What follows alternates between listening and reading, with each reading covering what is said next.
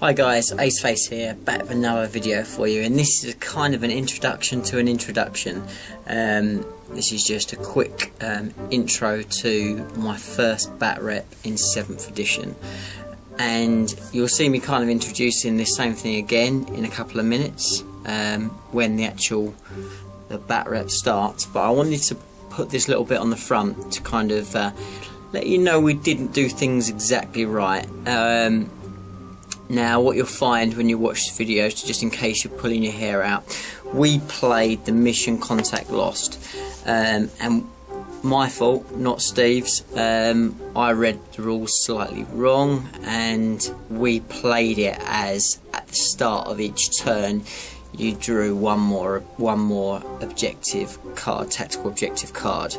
Now the actual way the game's meant to be played is you draw an additional card after your first turn if you are on a objective, so you can keep building them up to the maximum of 6 if you're sitting on objectives. We didn't really play it that way. It might have factored quite heavily, it might not have done. I'm not going to ruin the Batrep, but actually it potentially could have changed the way that it played. So apologies there. Hopefully it doesn't ruin things too much for you guys. It was a thoroughly enjoyable game, and without ado, I'll leave you with me. So enjoy the Batrep.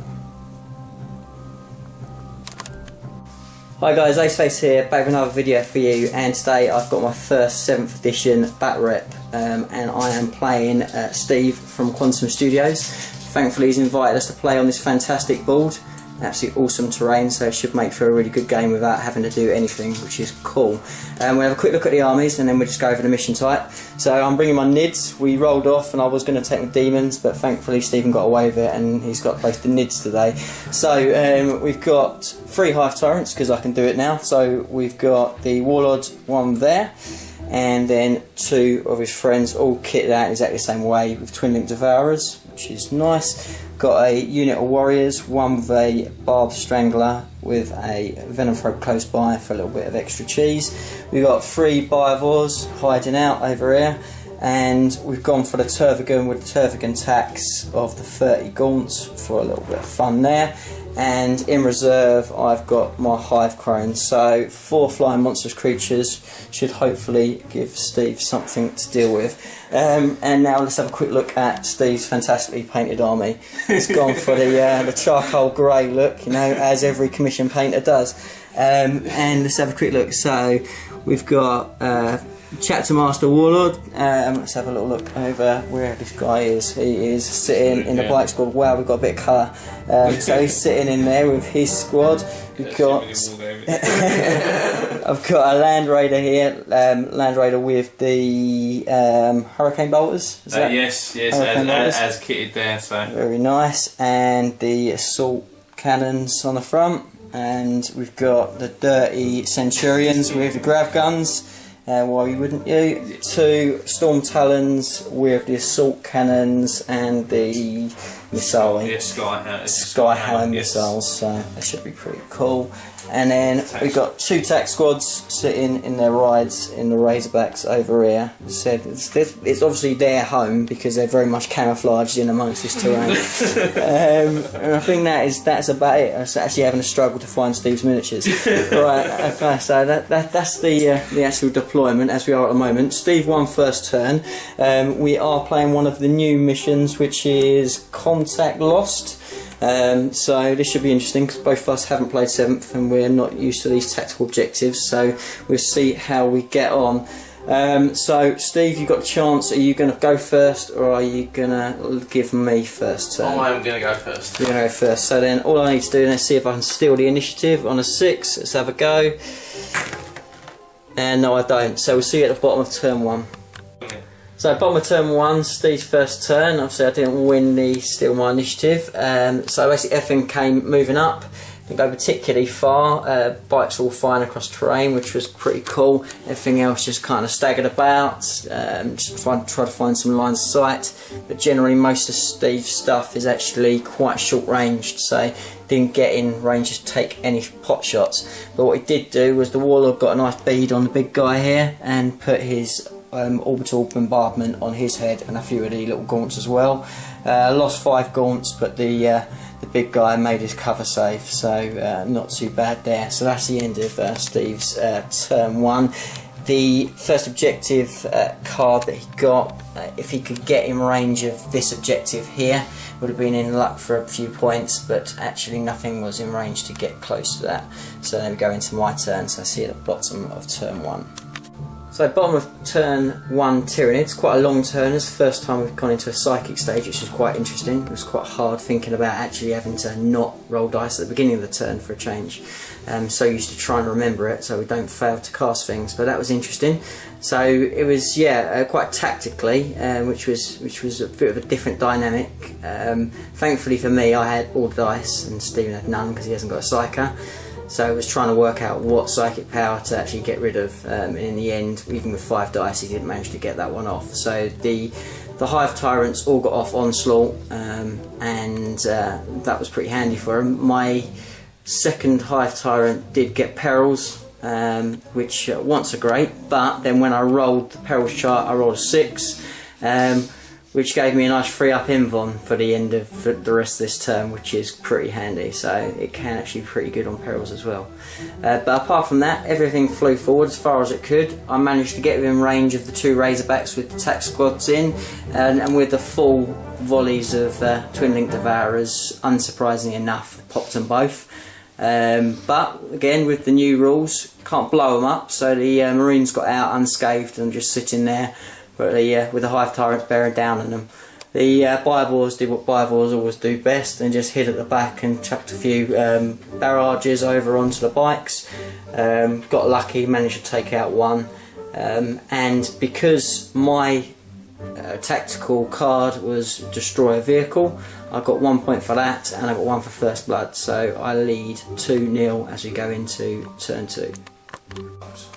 Right, bottom of turn 2 to the Space Marines. Quite an eventful turn. The 2 Talons came in and did pretty well. Took quite a lot of damage on the Hive Tyrant. So the Warlord Hive Tyrant went down to 1 wound, so he took quite a pasting, and his mate with the wonky wings next door also lost a couple of wounds. The Hive Tyrant there, he managed to pass his grounding test, so he stays in the sky. The Warlord Hive Tyrant fell to the floor, but luckily to me I rolled a 1 and didn't get him wounded, which was a touch because he would have been brown bread. Apart from that, not too much more events happened. I mean, the Land Raider came forward, moved 12, snapshot a few of its weapons, took a few more gaunts out, but didn't do a great deal. The Bike Squad came forward, took some pop shots at, again, the Warlord's Tyrant, but missed shots.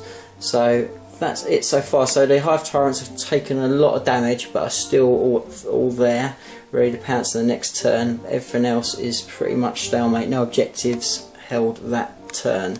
So we go into Tyranid turn 2. So bottom of Tyranid turn 2. Yeah, it seems like we've been playing a long time, but actually it's only turn 2. So what happened, the Hive Chrome came in and did absolutely nothing. He whiffed on his little tendricle missiles at the Land Raider, the only thing I've got that can actually hurt the thing, and they muffed up big time. Everything else kind of carried on trying to take out the guys over here. So the Hive Tyrant that was down to 2 wounds flew over, vector striked that Talon, and then the Warlord one flew over and vector striked the guy that's no longer there. The other Hive Tyrant flew up onto the top of the building to try and take some shots at the Marines that were inside the awesome bit of terrain there, and that was more or less it. So what happened was the Hive Tyrant took out more or less all of the attacks at the back there. The Bivores helped out to clear the remainder off it. The Hive Tyrant that went over and vector striked did pretty well, but with some lucky kind of rolls, he did manage to kind of immobilise him, but he's still around. The other one went down from the combination of the Twin Link Devourers and the Vector Strike, so he went down, and that is more or less it. So it's looking pretty good for Tyranids, but you never know as we go into Marine turn 3. So at the bottom of Marine turn 3, pretty good turn for the Marines, but unfortunately I got very lucky. So majority of the action came in this corner here, where the Centurions and Land Raider decided enough was enough and they needed to take a monstrous creature out. So it absolutely unloaded everything into the Tervagon, and yeah, he's still there. 1 wound remaining. I got very lucky. Thankfully I had Catalyst on him, and I had hugging a bit of cover there. Just managed to see me through with 1 wound left. So pretty lucky, but all in all it was still quite devastating to see the amount of shots unloaded into this guy. Apart from that, the kind of stunned Talon did some damage, did some work on the Hive Crone, took down 2 wounds with the assault cannon, but thankfully I passed my grounding test at the end of the turn, so he has still got some wounds left and is looking alright. The Hive Tyrant Warlord on 1 wound shrugged off any shooting from the Marines there, thankfully. Couldn't hit him, so he done alright over there. And that pretty much brings us through to the end of turn 3. Space Marines going into Tyranid turn 3. So bottom of Tyranid turn 3. Terrible turn for Tyranids, but it was about time my luck turned. I drew a really good objective card where all I needed to do was kill a character, any character, to get a victory point. If I got 3, I got D3 victory points. So with so many characters still left on the board and so many monstrous creatures, it was a given, I thought. So no such luck. Everything fluffed, absolutely everything. So one of the Tyrants flew off because he had to. The Warlord one, who is over there hiding in the ruins behind where you can see, dropped down. It's because he thought, I've got to try and take out those Marines, try and take out the Sergeant in there. He didn't manage very well at all. He did nothing, and now he's on the floor with 1 wound left, and that happened to be a Warlord, so happy days there. The Hive Crone managed to get a hull point off the Land Raider, but didn't do a great deal there. Tervagon with his Morse cannon tried to take out the bikes, didn't do anything, missed his cluster spines. All the gaunts unloaded into the bikes and did about 3 wounds, which they were saved, and that was pretty pathetic. Biovores didn't do a great deal this time, chucked a blast into those guys, didn't do anything. So I mean, and then to make matters worse, we just thought to try and charge them. So the gaunts failed their charge, the Tervagon failed his charge. So absolutely useless turn for the Tyranids, and I'm still only 2 victory points up. So even though it's been pretty one-sided up till now, it still all kind of rests on what the cards do as we go into Space Marines turn 4. Wow, that was a very good turn for the Space Marines. Things have turned around quite dramatically in the space of a turn. So, what's happened? Well, tons. The cards have come out kind of what we needed them to come out for Space Marines, because we've had 1 objective taken by the bikes in here, and we had the carve for that. So Steve's managed to pull that one off, so that's 1 point for that. We have also managed to kill off the Hive Tyrant here, so Steve took out that guy with just mass shooting eventually, and one of the decent guns got through and he failed, so he went down badly to that. Help me out, Steve, where's your other victory point come from? The Talon, he dropped down into hover mode to capture that objective, because the card for hold that objective came up, so that has swung the points quite dramatically to, it was at a 2-0 to me, and now it has turned around. Well, currently it's 3-2, but actually Steve's sitting as line breaker as well, so potentially at the moment it is 4-2 to the Space Marines. So an absolute fantastic turn for the Space Marines as we go into Tyranid turn 4. Bottom of Tyranid turn 4, a little bit of a revival for the Tyranids. Did not too badly, could have done better. Eventually got rid of the irritating Storm Talon that was sitting there that claimed that objective. The flyer flew over the top of it. In his psychic phase, he psychic shrieked the Marines in that ruins away. Because I took out a character, I got 1 victory point from my card from that, which was great. And then used his Twin Link Devourers, which you can use full of them now because of the way the rules have changed, which is cool for psychic powers. Unloaded all 12 into the back of the Talon and took that out, which was good. The warriors got a bit brave and bored sitting on their objective down there because it won't come up. So they climbed up into the top floor of the ruins and then also tried to get the Talon. In the end it wasn't needed, but they had a pop shot at them.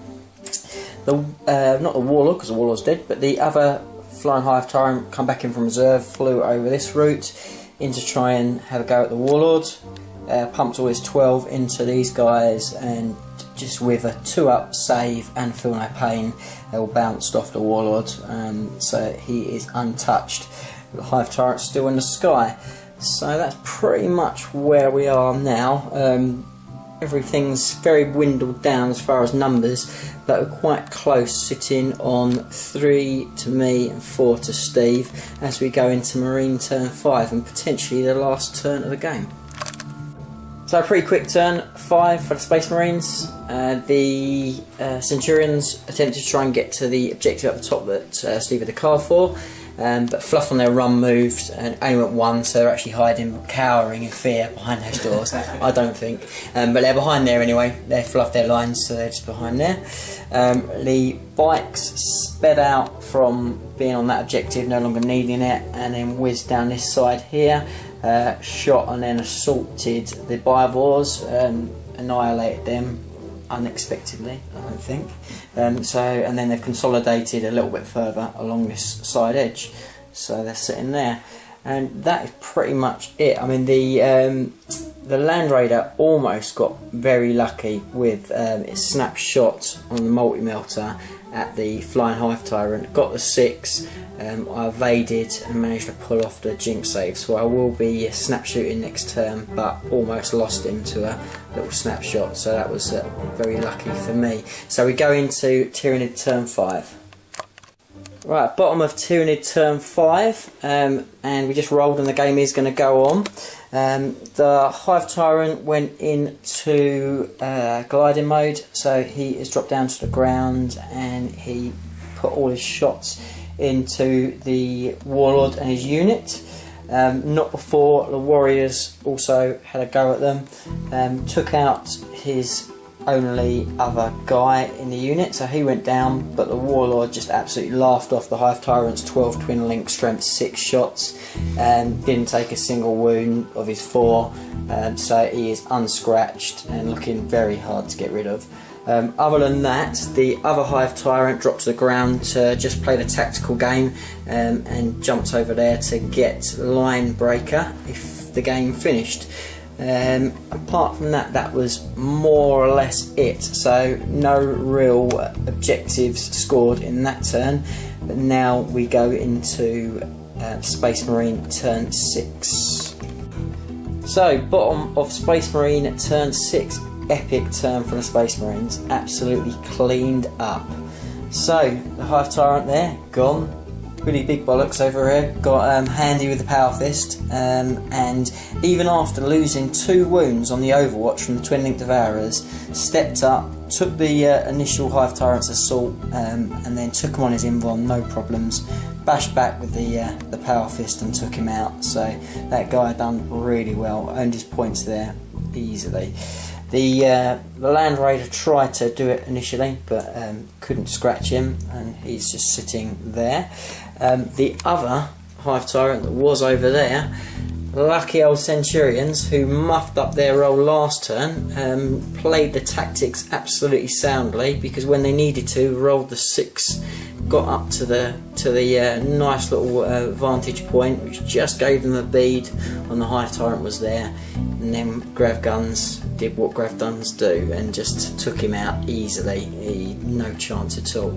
So actually, on the Tyranid side, there is only really this lonely little group of warriors with a Venom Throat hanging out, hoping that these objectives come up as they need to, because if I don't roll these cards, it's going to be over. Because at the moment, and meant to mention that Steve also got the card, which meant that all he needed to do was kill a flying monstrous creature.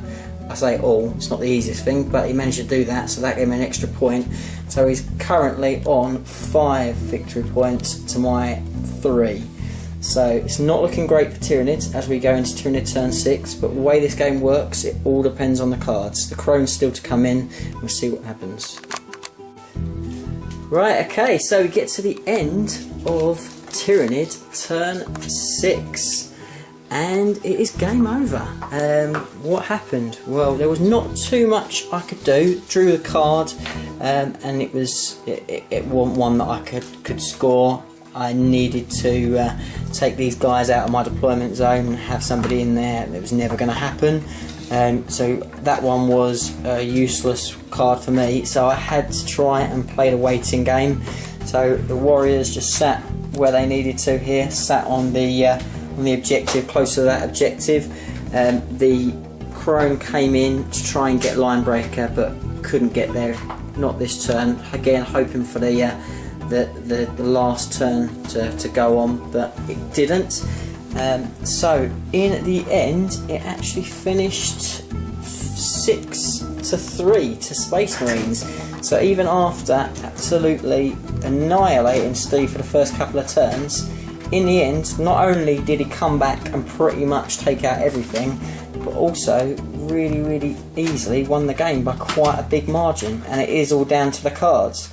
So anyway, that is 7th edition first Batrep from me. Hope you enjoyed it. It's a very dynamic game. It plays very differently from 6th edition. You have to play for the cards and for the missions. It is very entertaining, and I look forward to my next Batrep. But from me, guys, I'll see you soon. Bye now.